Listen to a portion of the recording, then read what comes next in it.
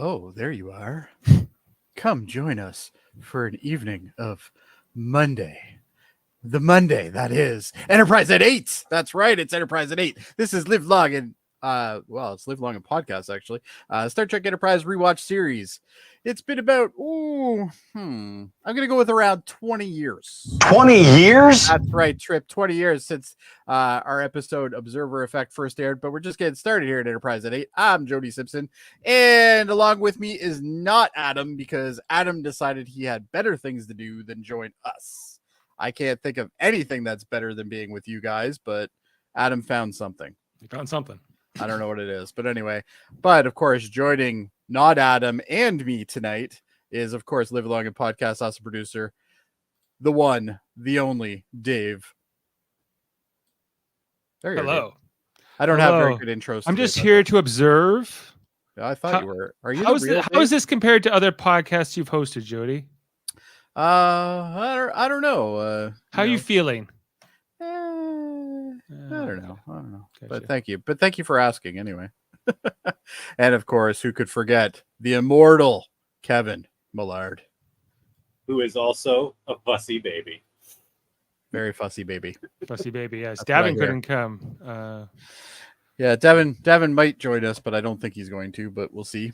To take not that one. The man's place there, but unfortunately, Adam couldn't be with us. He's currently traveling. That was a good bit at the beginning, Dave. That was high comedy. It was good. Good job. I worked on that. I was thinking about it. Because I was like, what can we reference in the episode? But how does it make you feel, Kevin? Warm and tingly. Okay, good. Like a fussy baby. Like a fussy baby. Yeah, because Davan was going to join us, but then he said, "Oh no, my babies are too fussy." Well, that's what happens when you have babies. That's what happens. That's why I don't have them. Well, there you go. Well, you've done your time. Anymore. I've done my time. We've all done our time here. Yes. But Davan is currently still doing his time. Yes. So, and he will be for the foreseeable future. So speaking of time, I think it's time to get into the Observer Effect. Like I said, Kevin, the Enterprise superfan. I am now, yeah. I'm really actually pointing it's 18 years since this episode. But that's why we say about. And he was also saying you sounded like a Chucky or a creepy clown to start off, Jody. I'm going to take that as a compliment. Yes, I would too. I would, yeah. All right. I got a new, we call it a puff, Sam. You're from the East Coast. Come on. It's a comforter to me, so yeah, I'm not totally sure how this is pertinent to the conversation, but it's a view askew. Go to vashl.com, Sam. You'll learn all about it. There you go. All right. Yeah, Observer Effect. Observer Effect, which is the 86th episode of this series. And next week, by the way, we're going to be doing a 3-parter. We got another 3-parter coming up. So just to warn you guys, this episode is about a pair of non-physical Organians. Is it Organians? Organians? Organians? No. Organians, I think is correct. Organians? Correct. Okay. Study the response of the Enterprise crew to an infection of Hoshi and Tucker by a fatal silicon-based virus brought on board during an away mission. So there you go. Yep. There you go. I think I maybe have had glimpses of this before. I don't think I've ever watched this thing start to finish. I would say I enjoyed this. I thought it was pretty good. It's a bottle episode, and I think it's one of my preferred bottle episodes. Because no guest stars. They pretty much only use the Enterprise set. I think they only do, right? There's maybe one exterior space shot. Then that's it. Like it's mostly relying on this cast to carry it, which they do. I think that Travis Mayweather is more interesting in Organian form than he ever has been. Absolutely. I was going to actually mention that. Yeah. But Anthony Montgomery can actually do stuff when you give him something to do, but apparently they can't figure out how to write his character proper, so they can only write him when he's possessed by and the only way you can make sorry, go ahead, Kevin. We know now for sure it's the writers, not him. Yeah, it's the writers. Sure. Yeah. I don't understand why they can't figure out anything to do with him, but they don't. The other thing that was fantastic about this episode is Malcolm has a personality that's decent when he's being taken over by an alien form. Yeah. When he's not being Malcolm, but yeah. But he is. I don't know. It's because this first scene we get, guys, to start off the teaser for the episode, starts off with this chess game, between what we think is Mayweather and Reed. Which is a cool, I thought, because like you're sitting here going, well, these two have never played chess before in this show, and the two are just saying, and then as the dialogue continues, we're like, oh. Well, yeah, at first it's because it seems like it's just these two, and then he eventually says my host or something, and there's it gets weird, right? Yeah. But it seems like the knowledge of Reed and of Mayweather is contained within them, and so therefore the Organian possessing Reed is better off at chess than the one possessing Mayweather. Yeah. But so I guess they do gain some knowledge through this process or whatever. And then we find out, then there's a line here that kind of gets the tension gets higher because Mayweather says, "Oh, does somebody always die on these missions?" And then Malcolm's like, "Oh yeah, always somebody, somebody's always dead." And secretly, all of us, when he said that, was like, "I hope it's him." Yeah. Well, it isn't. This was a great teaser. Like they should. It was teach a good this teaser. They should teach this in school for teasers. It was perfect compared to the one we got in the last episode. Yeah, the last episode teaser wasn't very good, but right. So Star Trek Enterprise, and then we come back after the credits. Been a long road and all that. The shuttle pod coming up from the surface. Hoshi and Trip. What's she pulling out? Garbage, I guess, from her hair because they they were going through something to get Klingon garbage or something. Yeah, it was like a garbage scow or something like that. They were looking through. Yeah. Title card for Observer Effect. Is the name? And then as they're coming up, they Trip immediately starts to get sick. It seems like he starts coughing. He's on the floor, down for the count, and Hoshi's forced to jump into the con and take over and fly the shuttle back into the bay, which he's only done in simulations, apparently. So they have the ability to shoot a huge starship out into the unknown. They have warp drive and everything, but they don't have some sort of just crazy autopilot that they can use at this point. Like why is it such a big deal that she has to fly it? Like, there's a guy half dead on the thing. Like, you'd think you'd want her to be dealing with that first, but I don't know. Nope. Gotta fly the ship. Gotta fly the manual. I guess. It's all manual. It's all analog. It's the 22nd century. So, which is more advanced than now, but who knows? Anyway, so it's a little bit ominous. Trip is sick. So they say, well, head to decon. And then there's more looks here between Travis and Reed, as we know, possessed by the Organians. And it's not always good to be Travis and Reed. It's sometimes that's the other thing that's nice about this episode is we don't get just these two observing the entire time. It turns into other people. Right. Which is kind of cool. Also later on the alien calls them both unimportant. Yes. Like they were like, we're in these bodies because these two are unimportant. Unimportant to the task. Yeah. Because it kind of makes sense because those two people really wouldn't have anything to do with like a plague hitting or something like that. Right. Like unless you're gonna fly the ship somewhere, Mayweather has nothing to do. And unless you're gonna shoot something, and Reed as has for nothing security, to do. Security isn't the only thing you need to worry about in those type of events. So but kind of makes sense. But there is an intruder involved. So anyway, Trip and Hoshi end up in decon. Trip's in pretty rough shape here. The Reeves Stevens couple co-wrote this episode, by the way. Did you happen to catch the line where they said they don't need to use the decon gel? No. Yeah. I'm like, there you go, Kevin. Why don't they have to use it? Or because they just retired it as a gag? Well, he's like, should we grab the decon gel? And he's like, no. Phlox tells them no. I'm like, oh, okay. Because we were talking about that the other day where it was like, do they do this anymore in the series? And the answer is no, but I guess at this point, I don't think that the showrunner at this time wanted to get into that stuff, but it was really would have messed with the tone of this episode, I think, if Hoshi and if all of a sudden we have the stripped down Hoshi and Trip and they're rubbing each other. Oh, they're supposed to be like sick, but then they're supposed to be rubbing each other all sexy. Like, come on, like that. Kind of makes sense. Probably a good call.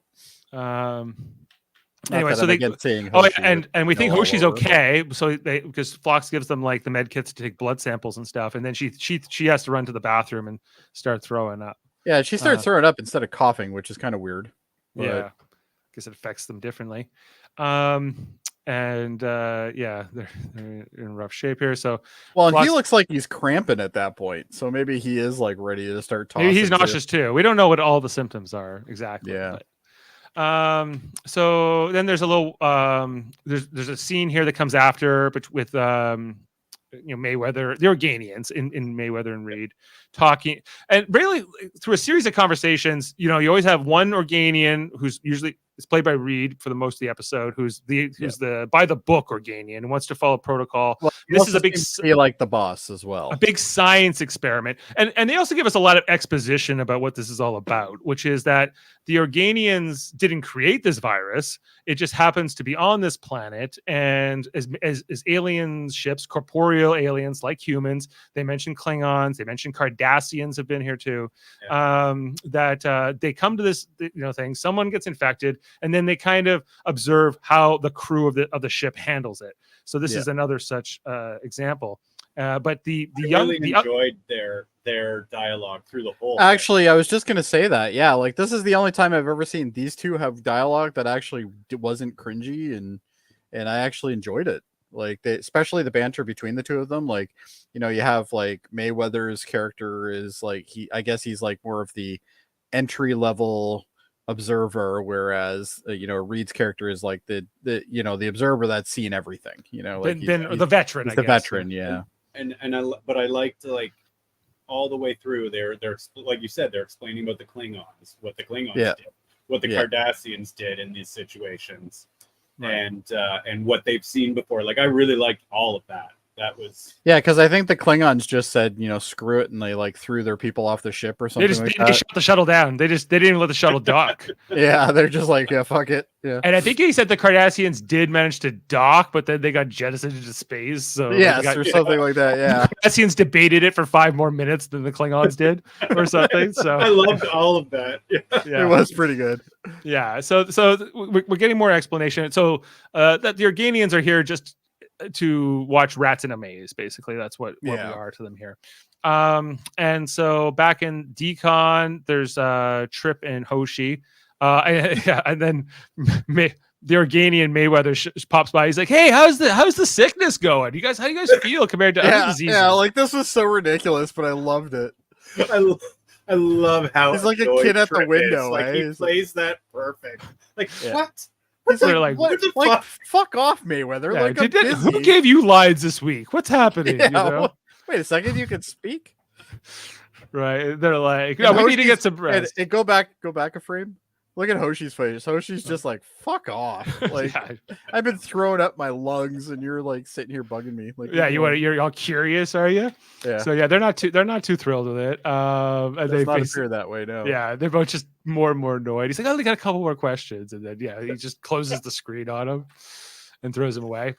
In sickbay, Reed goes to see Phlox, pretending I like this awkward conversation though. I thought it was really well done. He pretends he has a headache or the starting of a headache, but then Phlox is like, "I'm not detecting anything that would give you a headache." He's like, "It could get worse. You better to be proactive." Yeah, he starts talking about like the blood cells and stuff. Yeah, but he starts looking at the blood tests for Hoshi and Trip, and asking him questions, scientific questions, and Phlox is not too inclined to answer any of these to Reed either. Well, and Phlox, I think, kind of has an idea something's going on, but he's not like totally there yet. He's still preoccupied with dealing with this problem. But I don't think he's that suspicious here, but he's not that suspicious, but he's definitely like, why are you here? Basically, like, you're never here. Why are you here?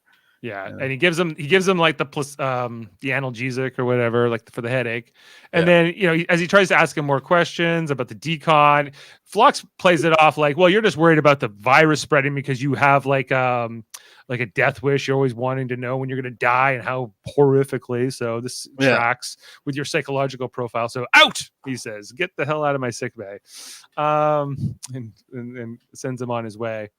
Another scene back in Decon between Trip and Hoshi, which I thought was good because these two characters haven't had a lot of time together. They don't interact a lot. No.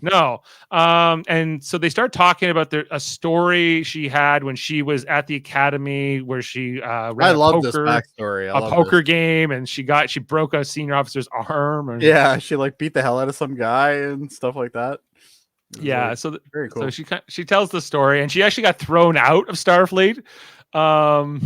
She was only commissioned back because Archer wanted her. Because they needed somebody with her skills, but like it wasn't because she was the best candidate, I guess. So I guess that makes sense. But if we knew that in season 1, we probably would have been a little bit more easy on her, because she really was kind of, other than doing the one thing she did, like the rest of the time she was crying about everything. So it was like, it's interesting to kind of see how that character really could have been a lot more mature if they actually thought of that back then. You know what I mean? I think they've been trying to walk away from Hoshi in the first season. Yeah. Oh, yeah. This story doesn't jive with who we met in the first season. Exactly. That's what I'm saying. Right? Yeah. The first season, she's teaching English in Brazil, right? And, yes. And then Archer shows up and says he needs her at the time. But then she's scared of everything, and like that's not the person who runs an illegal gambling. Well, and if you think, exactly. But if you think about it, when we first saw her, yeah, she was in Brazil and she wasn't a commissioned officer or anything, and then all of a sudden she's now, got a commission. So she was at least on like leave, or she was not in active service when Archer goes and. Well, she wasn't active, which sounds like maybe it's because she was causing too much shit. So who knows? But I kind of like that backstory, and I actually kind of respect the character even more now. Yeah, so it was good, and Trip was kind of taken with the story too. And you know how I felt about Hoshi in season 1, so yeah. I didn't like the character at all. So anyway, but the next scene is with Phlox and Archer, where Phlox is like, this disease is silicon based, it's close to a virus, and it's going to kill them in 5 hours. That's what. So tell me the bad news. So what's the bad news? He's like, yeah, they're gonna die. Get ready. And so there's a transition, and then back in the mess hall, we got Organian, Mayweather, and Reed. In this conversation and some other conversations, the younger Organian, he's questioning things. He's like, maybe these humans are different than the Klingons, the Cardassians, and the other species we've observed. But Reed Organian keeps coming back to all the statistics. 47% of even this Organian is the young one is even saying we should help. Like, do we have to let them die? Yeah. This seems kind of dumb. Like, right. Yeah. And like, seasoned dudes just like, yeah, we totally do. We totally do. That's what we do. This is what I've done. This is what we do. How many times have they done this? Like, it seems like a lot. So I think he actually mentioned he said over 800 years. Yeah, 800 years or so. 800 years. Wow. We don't have like how many times would you need to watch this experiment to come to a conclusion? Like, I think the experiment is more about how each race deals with it, not necessarily the actual circumstance itself, right? So perhaps there's a better experiment. Oh, I'm sure there is, but they don't care. Yeah. No, I guess they don't. They start to care near the end of the episode, but although you could talk about the Prime Directive, and we maybe will at the end in terms of like how sometimes Starfleet and the Federation technically we still don't have a Prime Directive though. No, not at this time, but you can. I mean, like in all of Star Trek. What you're saying, yeah. Yeah, that like sometimes the Prime Directive requires inaction, and sometimes that can lead to death, right? Yes, you have the power to do stuff. Yep. So, anyway, so I guess Archer goes to tell them goes to tell Trip, I guess, directly about the news that they're going to die, unless they can find a cure. So it's kind of a somber conversation. Cap, I really wanted to be all sweaty with Hoshi in a room, but not like this. Do I look like I just got a water polo? He's like, yeah, you came out of the pool. You're looking great. Actually, anyway. I found this conversation and and Archer's conversation with T'Pol way later on really endearing. I really thought they really nailed these scenes. Like, this is the frustrating thing about I've ever seen. And that's the frustrating thing about this series is like in the 4th season we really see some good shit, and it's like, and this is when they canceled it. Finally, it these was already canceled characters technically at this and maybe point. even these actors are really starting to connect with each other in more Yeah. ways. And yeah, you're seeing that. But yeah, then when they just started to get on a bit of a roll, it ended. So, yeah. but it is what it is. But anyway, Reed and Mayweather talk, or Zorganians. It's more of the same. Where we need to intervene, we need to do something, and the Reed say no. Here in Decon, Toshi and Trip getting bad. I can't remember what was specifically talked about here. They were just. I think they were talking about the movie.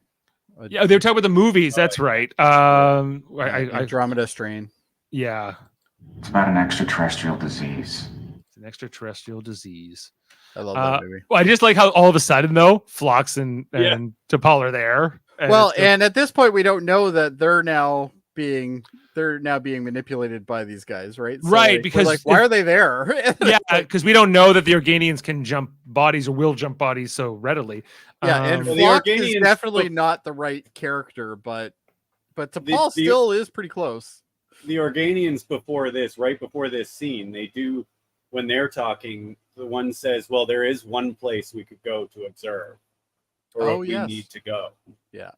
And so when you see them there, when I saw them there, I was like, oh, okay, I know who that is. Oh, I knew it was them, but I didn't catch on to that until they started talking. And then I'm like, oh, okay. Yeah.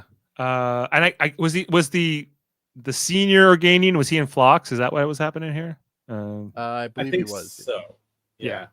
And so again, they're just like, hey, how's it going? They're like, well, we feel a lot better if you were in like sick bay actually trying to find a cure for maybe us. doing something instead of smiling at us weirdly through a window. Science officer there, and the chief medical officer. Maybe you two should fuck off and go figure this out. Like, yeah, we only have 4 hours left. This is what he says. But I do like the fact that they actually say that to them. They're like, they basically say that, like, which is something you don't see in Star Trek episodes very often, like that type of condescending stuff. But yeah, he's like, I just like his reaction to Mayweather earlier, and this is kind of on the same vein. You're not like, we don't have time for this, and we don't have time for like you sitting here showing up and looking at us. Like, just go do your shit and get it done. It sends them on their way. And then they have more conversations here, T'Pol and Phlox as the Organians. And then back on the bridge, Archer is working now with Reed and Mayweather, who are now, again, Organians. And they're talking about the crash site. They're basically figuring out that the Klingon shuttle had been destroyed by the Klingon ship that had been here previously, because they were trying to call the Klingons. Klingons have been here. Let's see if they ever found a cure. And in the process, I think they figure out that the Klingons just blew up the shuttle and never figured it out. They shot it down, yeah. Yeah, maybe not worth a call to Kronos at this point. I would imagine the Klingons probably have call display. Yeah. They're like, the Federation, fuck them. I'm not picking it up. Probably. They send their junior advocate like they did that guy for Picard when Gowron wouldn't answer the phone. Anyway, so back in Decon, Hoshi starts being restless and sort of wakes up and she starts speaking all these languages, and she's sort of she's delirious, I guess is the term. Trip trying to help her. We cut back to the bridge where they explain that, the Klingons destroyed the shuttle, blah, blah, blah. And then like Mayweather says, but if they had found a cure, you would ask them for it, right? And he's like, yeah. What are you, like, retarded? on broken knee or something, or on bended knee. On bended knee. Why? Like, can't be in the 800 years they've been doing this that no other species is compassionate other than humans. It seems silly, but that does seem silly. And the fact that they know everything that humans know, or that these two guys know, shouldn't they already know that? If they can play chess and whatever. That's true. So a couple things that kind of I go, huh? But it still works. Things that make you go, Back to Decon, the deliriousness of Hoshi continues. She tries to break through, get out of the decon door, which I guess other people who have been infected with this disease have done before. Maybe it's one of the symptoms. Math is just another language. She's going to break the code of the door. Math is just another language, and she gets out into the corridor here, and so Trip has to kind of chase after her. in the hall. She's trying Why to. don't they have a manual lock? I don't know. Like, you'd think somebody would be able to like lock the bulkheads manually, so that way, even if you can break the computer, you'd still have to like have the key. You know, Yeah. like it Well, just seems so simple. But I would anyway. solve this, yeah.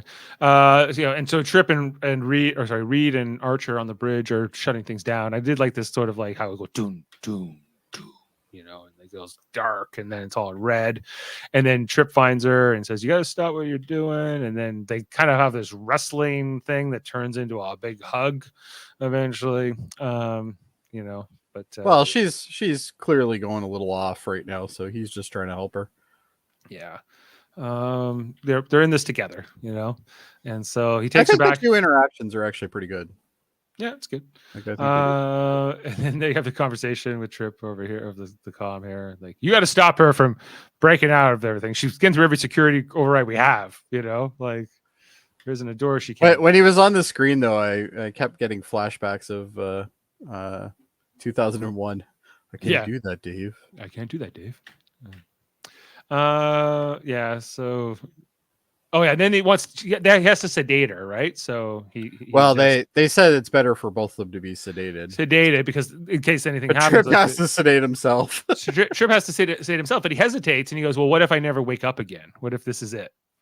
Which there's a chance of that actually here, but he doesn't really have a lot of choice, and he does it, of course. Fox is basically like, just shut up and do it. Basically, doctor's orders. I did like after he shoots himself with it, Phlox is like, you might want to sit down or lay down quickly. It's those little things that are in this episode that are not in other episodes that make this seem like a coherent crew that knows each other and likes each other and has relationships with each other. The interaction is actually written well in this episode, which is something you can't say for a lot of episodes of this show. Yeah, no, compared to that episode we watched last week, which most of us didn't like really. This is much better. And so on the bridge, Organian Mayweather keeps pushing, like, maybe we should do something, maybe we should help, maybe we should intervene. And the Reed Organian says no, but he's also like, we can't have this conversation here now, and he's like, I know where we can have a chat. And this was great too, how they're like, why don't we just go into the bodies of Trip and Hoshi where nobody will be watching, right? Although I was kind of like trying to wonder, can the Organians not talk to each other if they're not in somebody's body? Because I don't know. That's a good question. Not. It seems like they would be telepathic. Maybe they're like, they're like trills and they have to like actually have a host. Because later on Archer says, why don't you just talk to us? And they're like, well, talking's too limited. But then these two are here. But that's all they do. Yeah.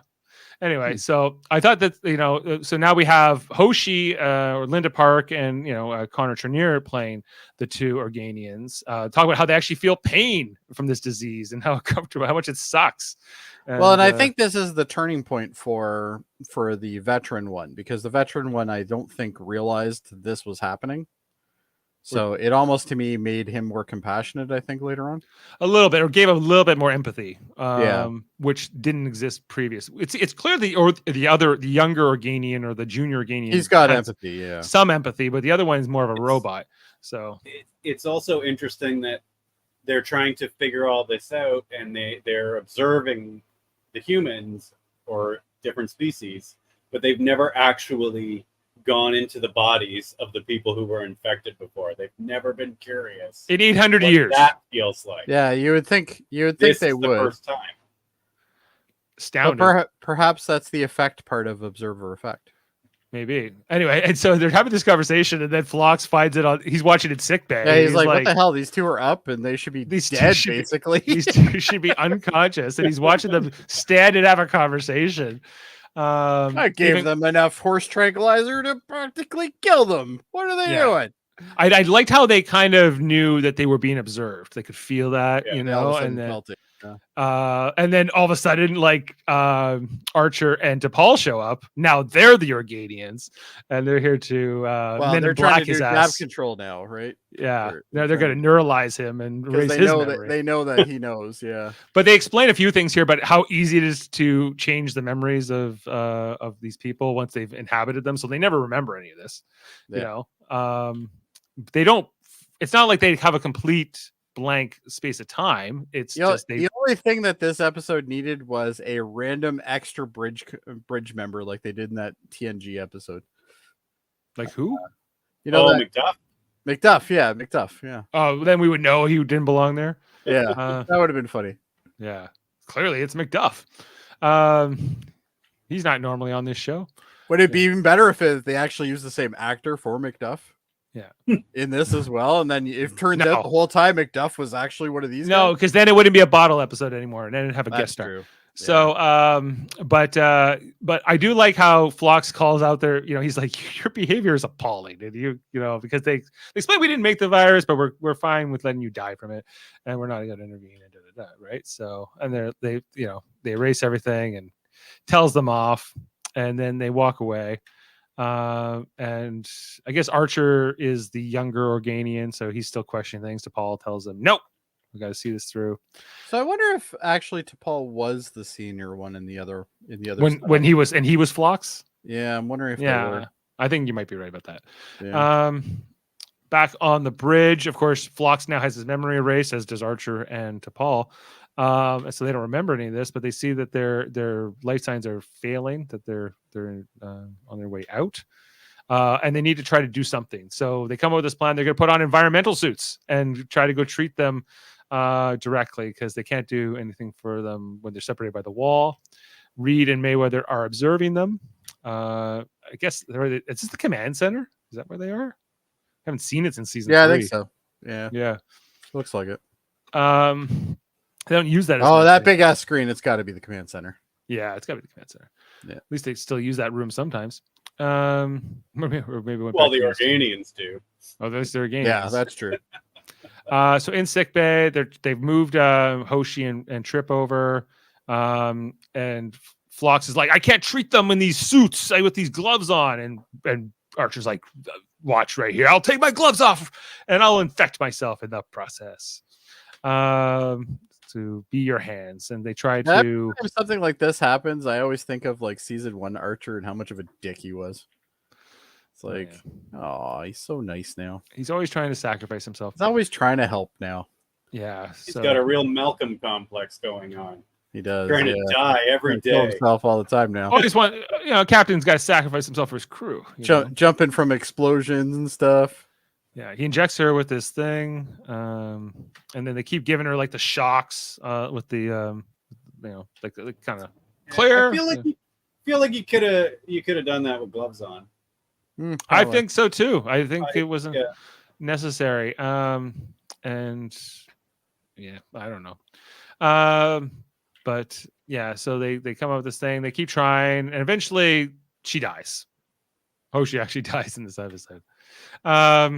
As does Trip.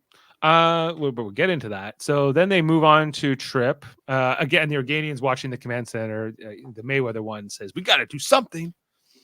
We can't let this happen." They put Trip briefly into that oven thing, and then they pull him out of that, and then they keep trying to revive him.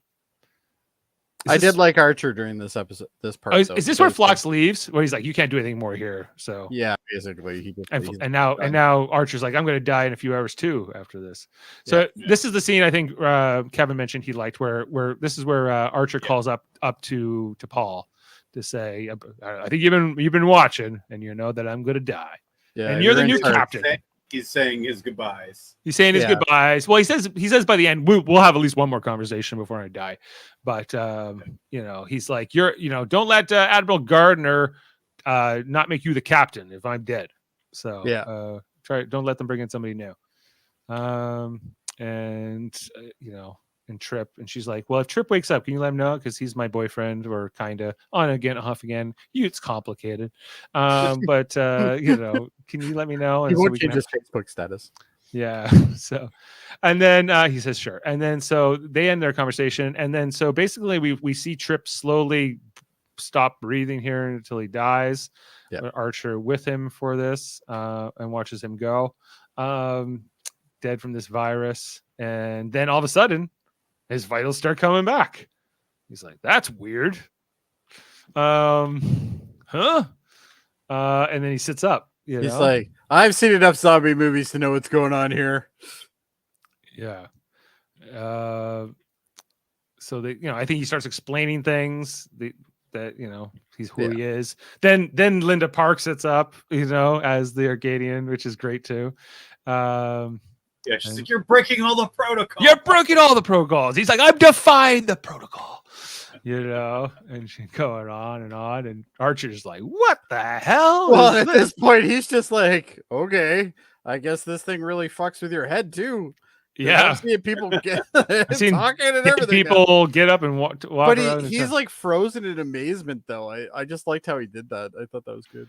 Yeah, and as he starts to piece together what's going on, he gets upset, he gets angry, but then he becomes he starts pleading with them because he's like, you're the only ones who can help here. You can bring my crew back. You can bring these two back, and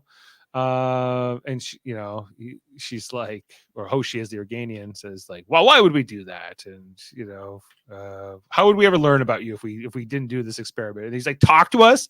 Like, that's inefficient. Whoever cared Try about that? Phone call. Have you tried a phone call? But Trip keeps, he's the Trip Organian is very resolute, and Archer has to make a plea about how he doesn't want to interfere in the affairs of other species, and to be more of a observer and all that. Yeah. And he manages to convince them, I guess. And then we come back to the bridge where Phlox and T'Pol are, and then they get a call from Archer. He's like, I don't know what the hell dang happened, but everyone's back to life and we're all good. So, and then I thought that this was a little bit too neat and tidy for Phlox and the gang because she was definitely dead. But in Star Trek they have to be dead for like 15 minutes. Right. And they have to not know about the Organians, right? Yeah. Right. Yeah. It's just like Ransom told us in the last episode of Star Trek Lower Decks. Well done, Mr. Boimler. You never forget your first death. Only more and more dangerous missions from here on out. Did you notice the Twin Peaks style room that he goes to when he dies? Yes. I love that. Yeah. That was awesome. So everyone's happy. And then we get the final scene in the turbolift between the Organians, again, by Mayweather and Reed, who says, we got a whole new era here, and we're starting a whole new leaf with these humans. He's holding his hands behind his back. Mayweather is looking very confident and resolute in the path, decisions they made. He's happy. And then they just kind of, and then they say, we're going to have to start first contact preparations, which I think the Reed Organian says wouldn't have happened for thousands of years, right? Or a couple hundred years. But we know it will happen in Arena, the episode where Kirk fights the Gorn, and they will make first contact then. So in about 100 years. Yeah. No, I thought the Organians were... Oh, no. Errand of Mercy. No, yeah, you're right. The Organians... Yes. I'm confusing my non-corporeals. Who are the ones in Arena? Those are... That's going to bother me now. That's not the Draconians, is it? They were called... remember how he's like, you look like an angel boy or whatever. Yes. Yeah. Who shows up at the end after he's done fighting the Gorn. Metrons. I'm confusing the Metrons with the Organians, but they're kind of like the same, similar deal. Non-corporeal, like to observe. Errand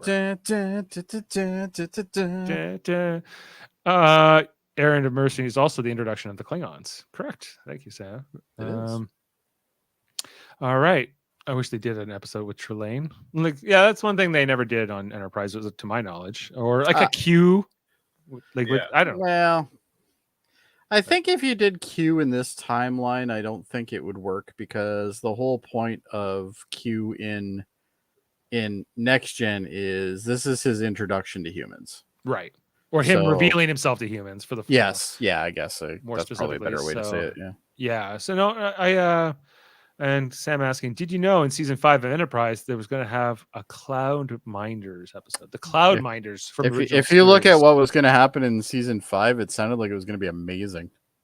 Yeah, they had all these ideas. A whole bunch of shit that was supposed to be happening. Well, maybe if they had spent less time wasting around on cowboy episodes, then they wouldn't have cancelled. Yeah. The Cloud Minders. Oh yeah. The cloud. troglodytes. The And, troglodytes. Yeah. I had to remind myself. Right on. Okay. Well, who's doing the fun facts, guys? Who's on that? Oh, that's a good point. I guess think we I'll do just this. did. Was that the fun No. facts? All right. Not all of them.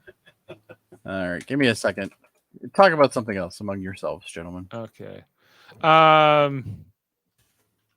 Yeah, like this was a well written, well acted episode. Which was nice. Yeah, So, it was nice. And this is definitely when we have to give it to them in the ratings, a Hoshi and Mayweather episode. For sure. but also not. All right. We ready? Yep. There isn't that many of them. Actually, we already covered one of them. The Organians were first introduced in Air and Mercy 1967, set over 100 years after the date of this episode. The parting prediction of this episode is that they would not make official first contact with humans for 5,000 years would prove untrue. So we already covered that. But the Cardassians were mentioned in this episode for the only time in this entire series. Cardassian Corpse was made a brief on-screen appearance in Dead Stop, which is an episode from 2002, which I think is season 2, if I'm not mistaken. But it was not identified as such, as first contact with Cardassians has not taken place yet.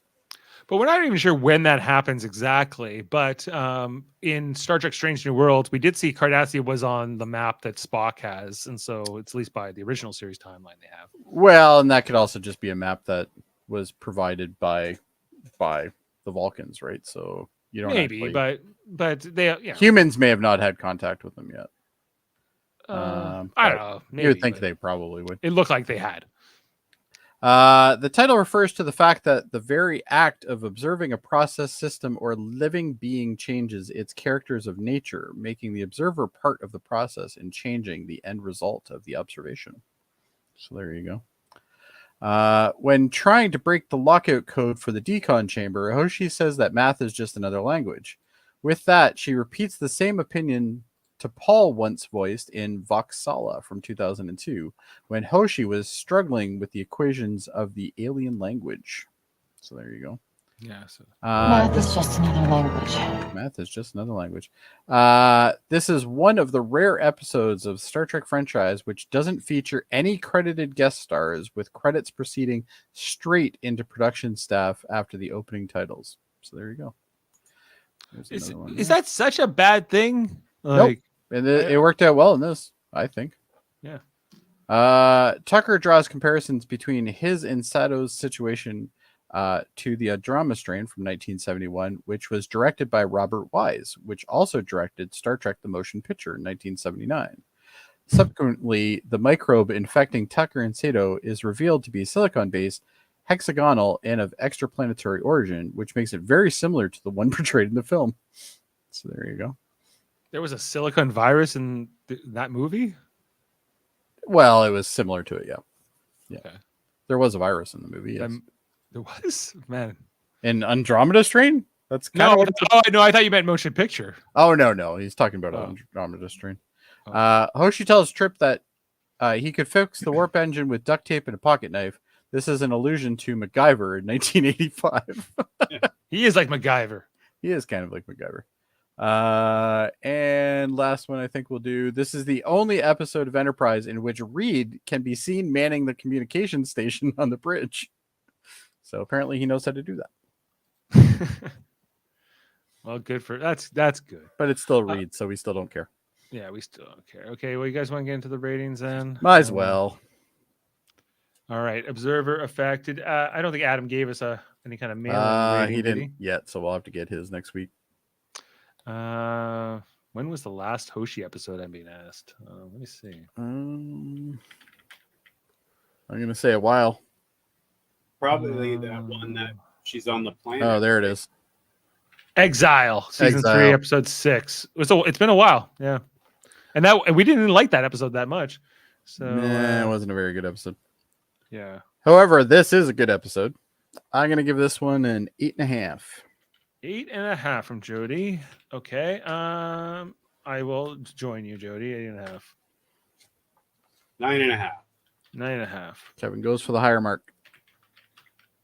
Okay, and Davan, I don't think he gave us any rating. So the three of us are averaging an 8.8, pretty good considering. But Davan thinks that the last week's episode was good, so I'm gonna go with he probably thinks this one sucks. True. He might like it. He might. No, I get the idea that he would like this. I think he would like this. Yeah. I think he would like this, even though it references original series, which he's not always keen on.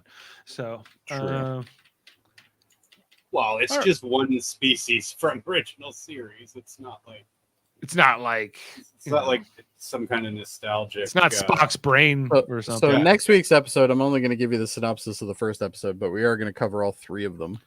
Because what are we heading into here? 3-piece arc here. This is Babel 1. Enterprise journeys to Babel with a Tellarite ambassador on board for peace talks with the Andorians when a distress call from Shran is received. So this is now. So wow. And there's going to be another 3-parter this season too? this might be the last 3-parter. Oh no, there is one more. There is one more another one 3-parter. after this. Because we have this, then we have a couple single episodes, and then we have Mirror Darkly, yay. Which is a 2-parter. Which is a 2-parter. And then we have, I think, Demons and Terra Prime, which is a 2-parter kind of as well, right? Well, it is, yeah.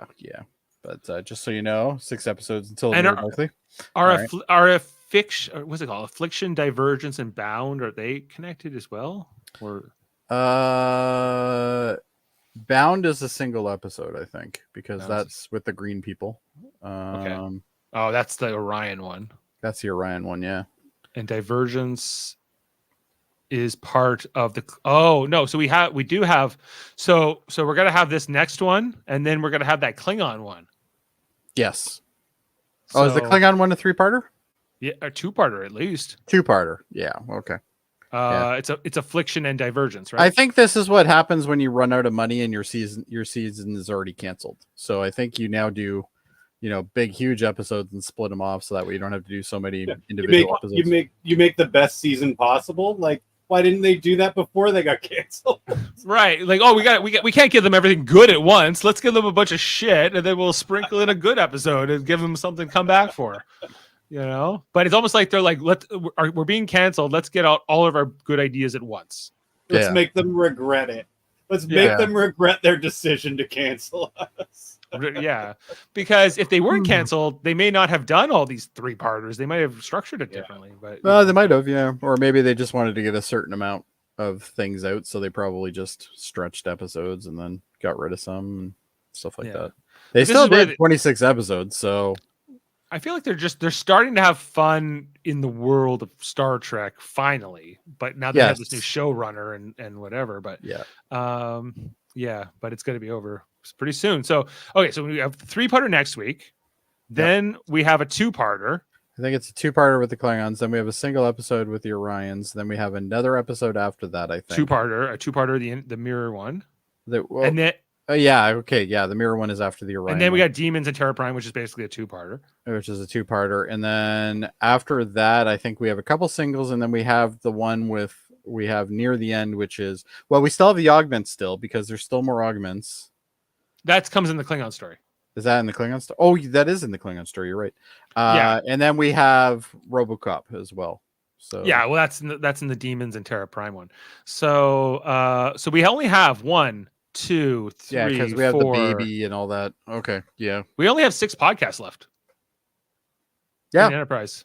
Yeah, and then we're done. We're almost at the end, boys.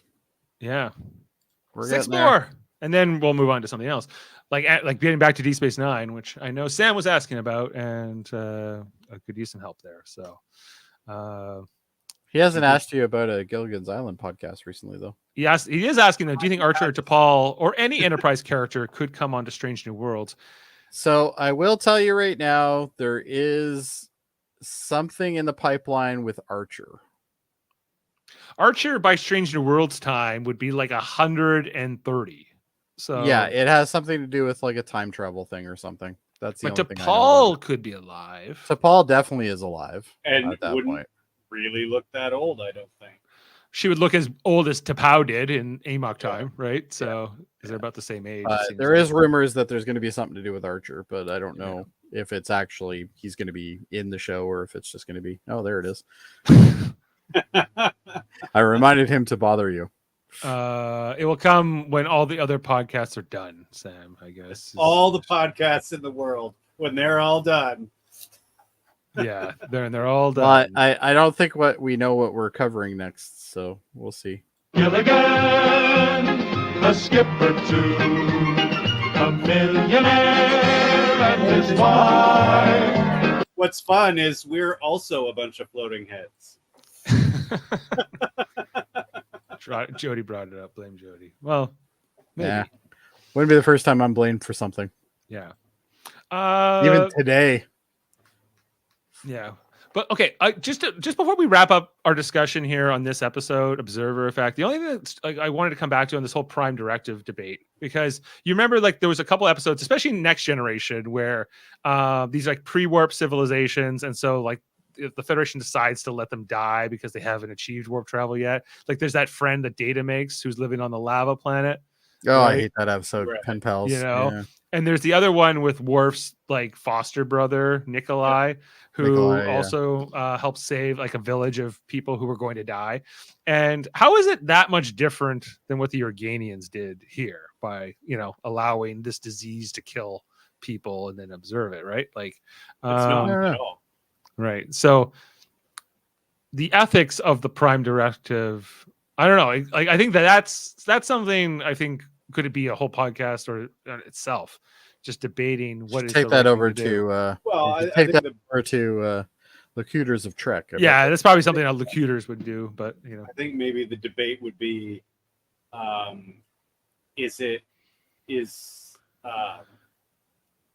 is death part of the natural evolution of a species? Like, is extinction, that the natural evolution of a species? I don't think so. I think you can stop it. not of a If you're- species, but it could be if the dinosaurs hadn't become extinct, then we never would have existed, right? So it's kind of theory, like yeah. Right. But if you've got like a planet killing thing, I mean, nothing's coming back from that. No, Yeah, True. it's an interesting debate for sure. right? Like what's nature? What's the natural course of something, and when is it right to intervene and not intervene? I think whether it be in a whole bunch of different situations, not always life and death, but I think it's something as if once we do eventually get into space travel, we're really going to have to, if we ever meet other aliens, we're going to have to really come to grips with, and what we would want them to do with us.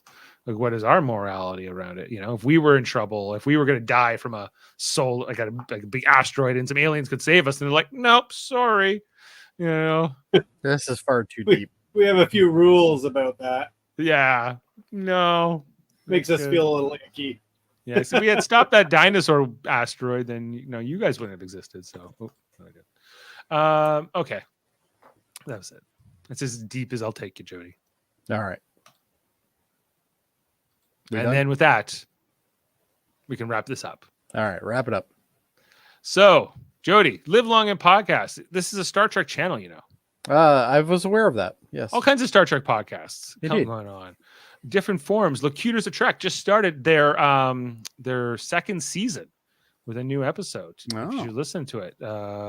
It's about. Sorry, when did I post that? It's about failures.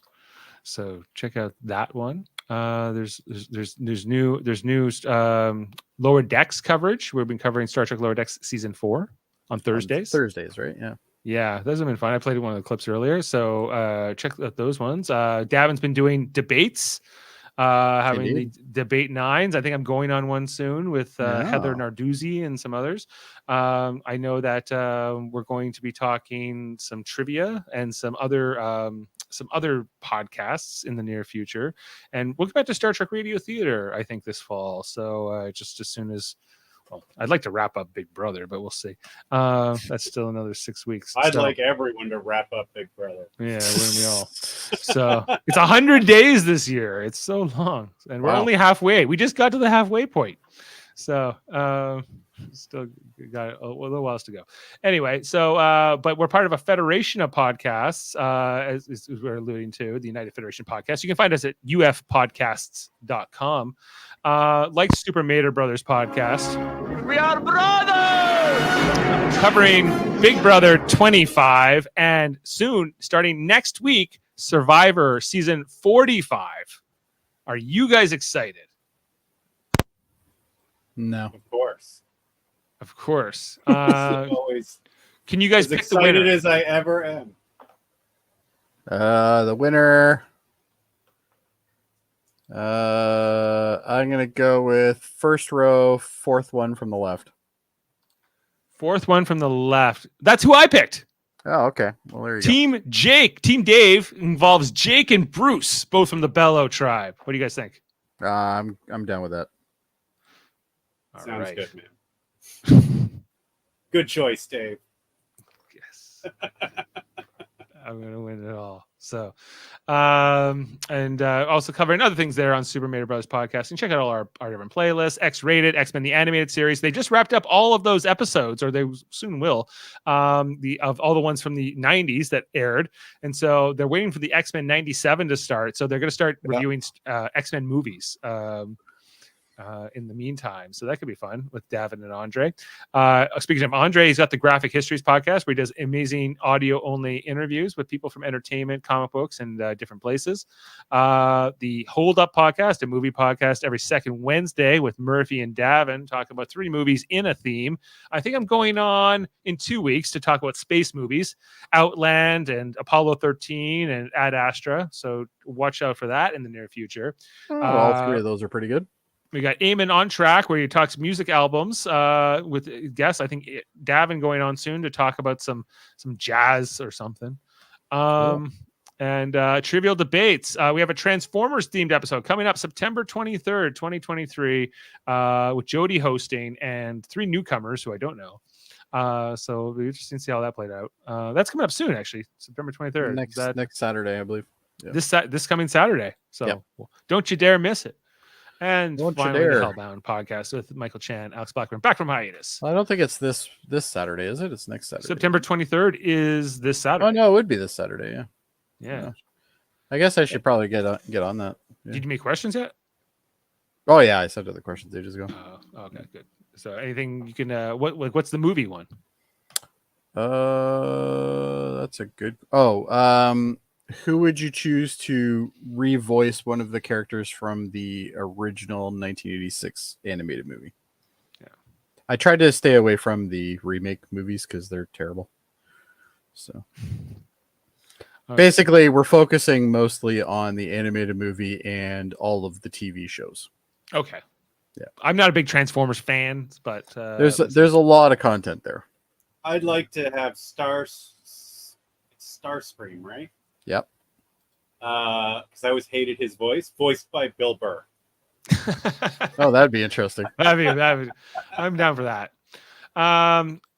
Kevin, they're calling the people in the chat. They're calling for you to make a pick for Survivor. Third one from the left at the top. Brando? I don't know who that is. The Sure. the geeky guy? Brando? I assume it's a guy. I don't know that. I don't know them by name, Dave. Daryl drafted him. Daryl also drafted the guy in the leopard print shirt in the top row. So Okay, well, that's my pick. I don't even know who it is. All right. Well, It's going to win it all. And of Just course, get that feet. Sam has a girl. So let me guess, Sam. Who's the prettiest girl here? Let's figure it out. I'm gonna go with front row, third from the right. I'd say front row, or first from the left, or second from the left. Is my prediction. Are we right? Well, I think we're picking for Sam, aren't we? I think you're going for Girl Kevin with the there. purple tank top. Oh no, that ain't me. That's Dave's pick. All right.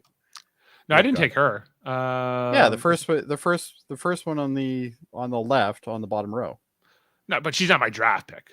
No, but what I'm saying is that's who you thought he would pick. Yeah. I was So- just like, who's the youngest, prettiest girl? Anyway, here? why the Let's hell are end we that- talking about this? This is a Star Trek podcast. That's true. All right. Well, then let's get out of here, guys. Wrap we it liked up. we liked the episode. Hit the clip, Dave, and say goodnight. How's that? Sounds All good. I think this one is good. Maybe you've evolved into beings with abilities I can't comprehend, but you've paid a hell of a price. You've lost compassion and empathy, things that give life meaning. If that's what it takes to be advanced, I don't want any part of it. Who would?